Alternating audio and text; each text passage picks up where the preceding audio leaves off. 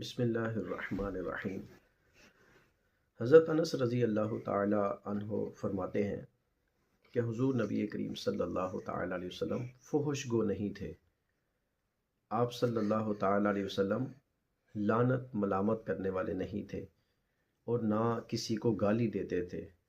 آپ صلی اللہ تعالی علیہ وسلم کو جب بہت غصہ آتا تھا نا تو آپ صلی اللہ تعالی علیہ وسلم صرف اتنا کہہ دیتے تھے کہ اسے کیا ہو گیا ہے، اس کی پیشانی پر خاک لگے ہے۔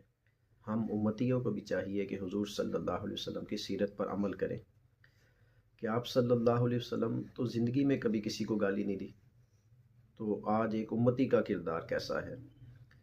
جب کوئی بات ہمارے مزاج کے خلاف ہوتی ہے تو کیا امتی آج بھی پھٹ نہیں جاتا؟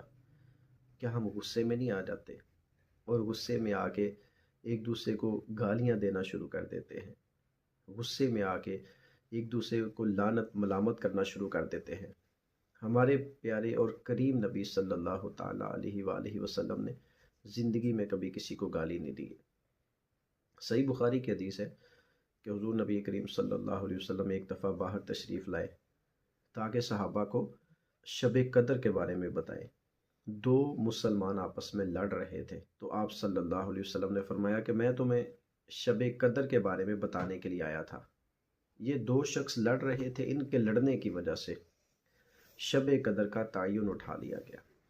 تو غور کریں کہ لڑائی جھگڑا کرنا، گالی دینا، لعنت ملامت کرنا، یہ کتنی بری عادتیں ہیں۔ ہمیں اپنے غصے کو کنٹرول کرنا چاہیے۔ حضور نبی کریم صلی اللہ تعالیٰ علیہ وسلم کے سامنے صحیح بخاری کی حدیث ہے کہ جب دو شخص لڑ رہے ہوتے اور جو بہت غصے میں آ جاتا تھا نا تو نبی کریم صلی اللہ علیہ وسلم اپنے صحابہ سے کہتے تھے اس کو جا کے کہو اعوذ باللہ من الشیطان الرجیم، یہ پڑھے، اس کا غصہ ختم ہو جائے گا۔ تو ہمیں بھی یہ ترغیب دی گئی ہے کہ جب غصہ آئے تو اعوذ باللہ من الشیطان الرجیم یہ پڑھے اور اپنی سیرت کو حضور نبی کریم صلی اللہ تعالیٰ علیہ وسلم کی پیاری سیرت کے مطابق بنانے کی کوشش کریں۔ جب بھی غصہ آئے کسی کو گالی نہ دیں، جب بھی غصہ آئے کسی پر لعنت ملامت نہ کریں، جب بھی کسی پہ غصہ آئے فحش گوئی نہ کریں، جو غلط الفاظ ہیں وہ استعمال نہ کریں۔ اللہ تعالی ہمیں عمل کرنے کی توفیق عطا فرمائے۔ آمین بجاہ النبی الامین صلی اللہ تعالی علیہ وسلم۔